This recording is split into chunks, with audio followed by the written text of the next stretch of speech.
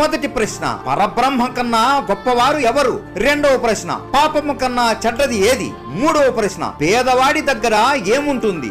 నాలుగవ ప్రశ్న, భక్తుడు భగవంతుడికి సేవ చేసుకోవడం కంటే గొప్ప భాగ్యం ఏముంటుంది? ఐదవ ప్రశ్న, భగవంతుడు భక్తుడి దగ్గర నుండి ఏం ఆశిస్తాడు?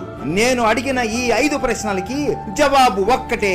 అది ఏంటో మీరు చెబితే నేను మిమ్మల్ని వివాహం చేసుకుంటాను అని అంటాడు. అప్పుడు మూషికుడు, ఇన్ని వేరు ప్రశ్నలకి జవాబు ఒక్కటే ఎలా అవుతుంది స్వామి?